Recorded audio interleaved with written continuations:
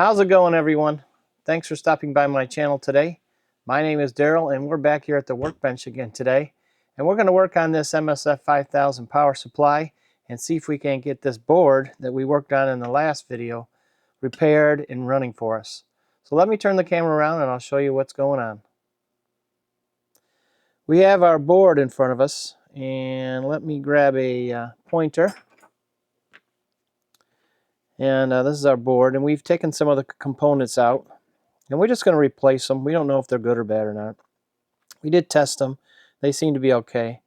I could not find, these are Motorola parts here. We drag this one over here. These are Motorola parts that have Motorola numbers on them, and they're very difficult to cross-reference. These two transistors here, I was able to find the exact Motorola part for. This one here, I have a substitute here for it. So we're going to find out if this substitute is going to work for us or not. These diodes here on the back, we've blown 2 of them. I'm going to change all 3. There's 3 of them on here. I'm going to change of course, change the 2 that are bad, but I'm also going to change the one that still looks okay and works okay, but I'm going to replace it too. And then I also have this comparator here. I ordered 4 of them just for some spares to have around. I'm not sure that I'm going to replace this, but if I do have to, I have them. But I'm going to replace all these, and then I'll come back, and then we're going to put this thing inside the repeater power supply. We're going to reinstall it and see if we got power. Okay, we're back here again, and we have our diodes replaced. There's one here, and one here. So we have all 3 of them replaced. Now I did order the new capacitor here, but I ordered the wrong one. So I got to reorder that again. So we'll replace that. Hopefully that's not the cause of our problem. We'll find out. But when it comes in, I'll replace that. So let me replace all the other components, and then I'll come back again. Alright, we have our transistor mounted here. And like I said before, we have our 3 diodes replaced. Now we're going to replace our Q601.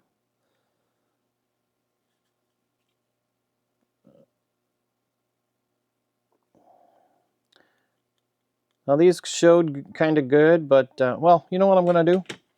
I'm going to stop here a second, and we're just going to check these again. I want to check I was unable to find the spec sheet for these. These are a Motorola part, and it was just difficult for me to find a replacement. So these do check good, but I don't have a spec sheet. So you can see that it checks as a transistor. And then our gain, our HFC there, our gain is 210. And we're going to look and see what the gain is on these new ones. So let me take this one off. Oops, let's take this one off and change it. So remember 210. And we'll put this one on. Let's see what we get for that one. Man. Alright.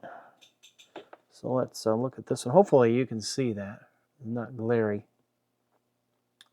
And I will look at it. 215. So not bad. Not bad at all. But we're going to replace them anyways. And I'll keep the old ones for spares. What happened to my light here? My light went off. I must have run my battery down. I broke my lamp. Yes, I did. I broke the light bulb. The switch was acting up, and I went to see if I could repair it, and I ended up breaking it. Not good. Alright, so let's lay that one in there. And then our transistor, other transistor here, our, what is it, Q601 is the Motorola M9806. I was able to find one of these on the internet. And so I got a spare of one and only one of the other. So I'll keep these if they're, keep the old ones if they're relatively okay. and I'll just keep them for spares. So let's see, is this the 9863? Let's see, make sure we got the right ones in the right hole. 9868. Oh, sorry about that. Got a radio on here. So let's check this one here. This is the 9643. And make sure I got the right one here before I go through all this. 9643. Okay, so let's just check this one and see what we got here compared to the new one. So we'll check this one again. Hopefully you're seeing this. So it checks good, and our gain is 174. So let's pull this one out and check this one.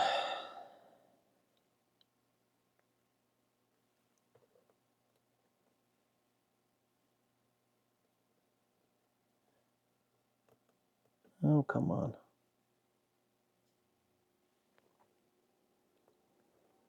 All right. Let's check this one.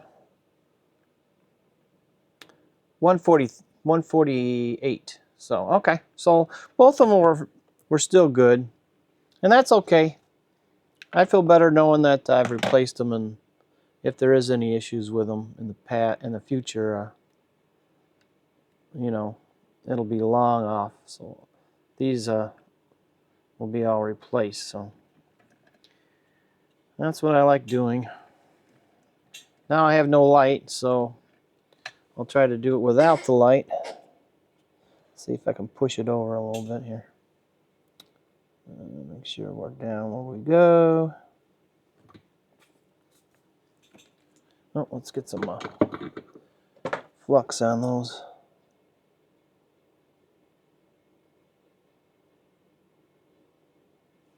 Okay. So what I usually do is I tack one leg down.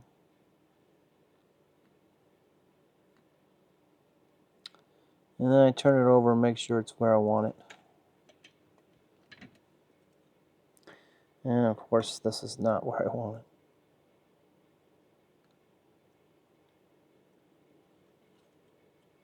Not bad. They really had them kind of squished down. I don't know if I'm going to do that or not. Okay. Pretty good. Let's do this one.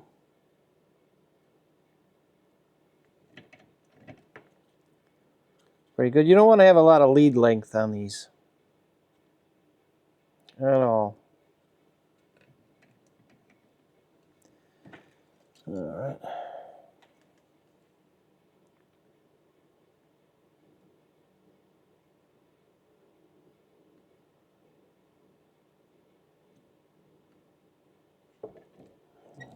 I'm having a hard time seeing here.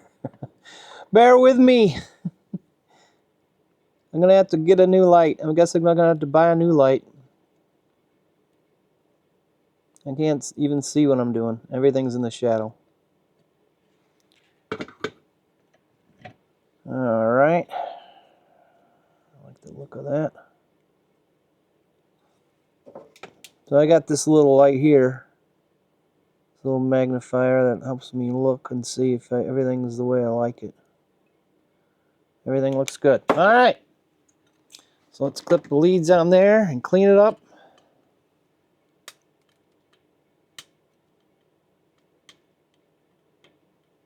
All right. We got everything on there? Yes. 3 transistors. We got the diodes on there. Everything looks okay. All right. Let me clean this board up, and then we'll reinstall it in the machine. Well, I went and grabbed some lunch, and now I'm back out here. So I got you propped up here in a chair, and we'll stick this board back in here. So let's see. Our little LED here is on the bottom. So this goes in here. I'm going to, due to one of these cables being a little short, I'll plug it in first before I mount the board. And then I think I can mount it here. It goes up back on these little standoffs. All right, we are in. And this one here comes up to here. If I can get it in. Sorry if I'm blocking your view. All right, so it's back in there again. So the next thing I'm going to do is down on the interconnect board where this cable here works its way down to underneath the RF tray. I'm going to pull this cable from down there. We'll put power to the power supply, and that way if something happens, our RF tray down here is not connected to any power. So if this thing decides to explode, and let's hope it doesn't, or if something else happens, our repeater itself is not connected to it. So let's do that. So let me reach down here and see if I can find that thing. And I'm going to have to get on my back. Really wish I had like one of those lifts, like a platform lift, lift it up off the ground, but I don't. All right. So we got that unplugged. Now let me find the power cable and I'll plug that in. Of course, it's on the bottom of a big mess here. One day I might get organized. It's not going to be today though. All right, so you're going to look when I look and see if there's any smoke or anything billowing out. So here we go. All right. It's plugged in. Okay, so it's on. So let me grab my multimeter and we'll see what we got. All right. Get it set up here. All right, volts. And we'll set this over here. Can you see it? I think you can. All right, so we're looking at one pin here. We got 15 volts. And the other one, oh wait, sorry, wrong one. So I can't see what I'm doing. I just can't see.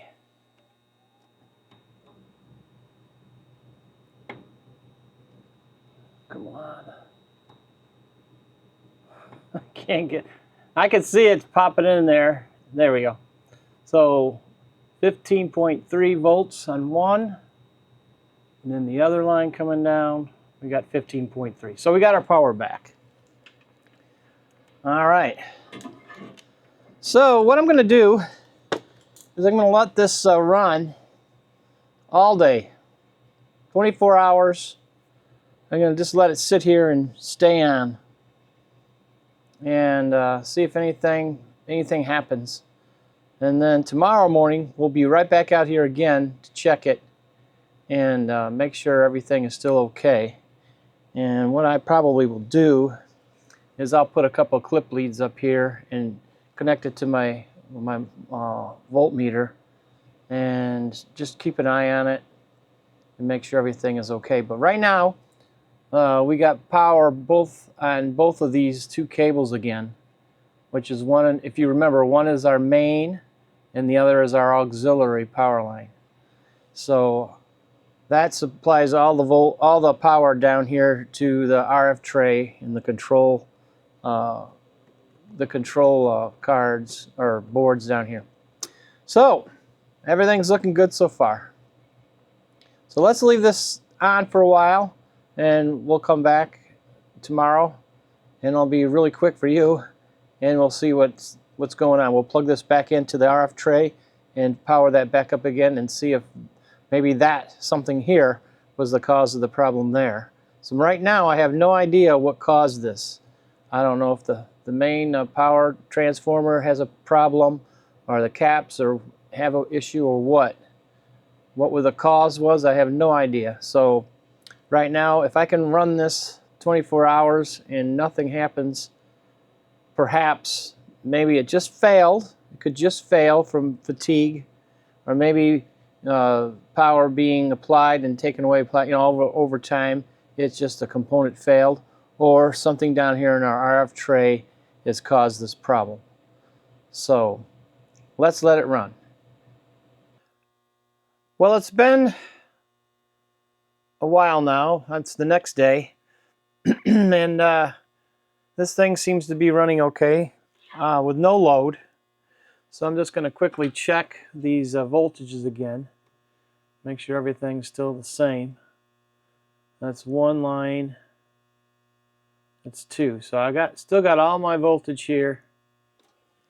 All right, so that's good. So what we're going to do now is I'm going to remove power from it, and then I'm going to plug the power cable back into the RF tray, and we'll see if we power our RF tray back up again. So let's do that. That's going to be our next chance for smoke. We don't want to see it, but that's our next chance for smoke. So let me connect the dummy load up. So that's all connected. Now I'll get underneath here and plug this wire in. And it ain't easy to get to, let me tell you about that. Need a light here. I would love to have a cart that raises up and put this thing on that, but I do not have it. And it is a hard area to get to. All right, it's plugged in. Woo! All right. So let's slide this baby back in again. So what's going to happen is I'm going to plug it back in again, and we're going to see if we get power down here to our VCOs. So right here we should have a TX lock and a RX lock. When everything is done loading, that's what we should end with. So let's see if that happens, and we'll see if it smokes. Because like I said, we don't know what caused this. I'm thinking those diodes that were on that board were just weak, or one of them failed and it just caused a ruckus. So let's see what happens. So it's booting up right now. When it's done, these two lights should be lit. I don't see any errors. And there we go. Look. All right. We're back. Yeah, we're back. That's awesome. All right, let's listen to see if our 146.85 is on here. And that's our idle frequency. Or sorry, 146.8. And you can hear it. I don't know if you can hear it idling. So I got a full scale signal on it. So we're back again. Our RF tray is live. All right. All right. So it looks like we fixed our problem. And I'm happy about that. Now I'm not going to key it up because I don't know if not going through the tuning procedure caused, some kind of issue that blew up our power supply. I don't know. But so I'm not going to key up. But we got everything back again. So that's awesome, I'm telling you. It was a kind of an easy fix, and it wasn't. I expected something to happen, but not expecting something to happen. So everything looks so clean. You almost think that you're never going to have a problem, but yeah, that something failed and took that board out. So we got it repaired, and everything's looking good. I have no error message or anything. So that's good. Well, there you go. We got this old girl running again. And the next time, in the next video, if all goes well, I'm going to leave this thing running. And if all goes well and nothing blows up, the next time we come back again, we're going to go through the tuning procedure on this thing. Now, we already did do a little bit of it on the receiver, but I think I'm going to go back and redo everything all over again.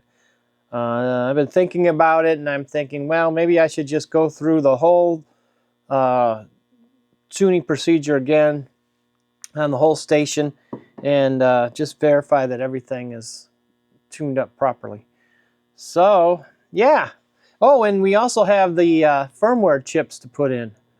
So the firmware EEPROMs, they need to go in. So yeah, we got that to do too. So we'll do that, and we'll do our tuning procedure on it.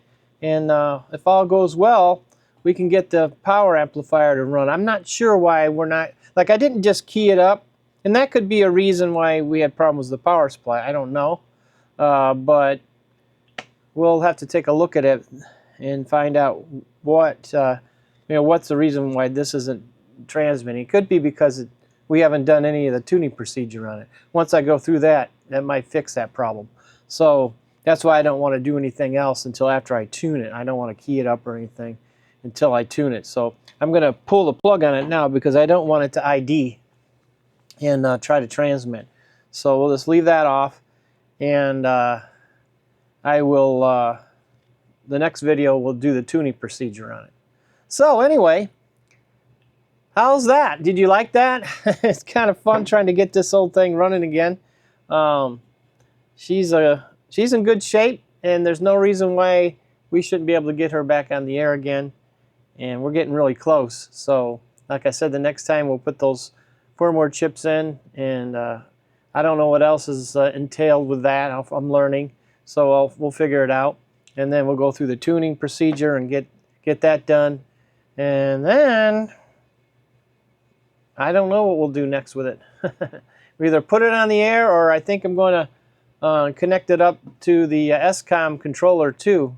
So we got that to do. So we'll have to make a programming cable and get that the SCOM controller programmed up for that. So anyway, if you like this kind of content, be sure to like and subscribe to my channel. I really do appreciate all my subscribers, and I really appreciate all the good comments that I get.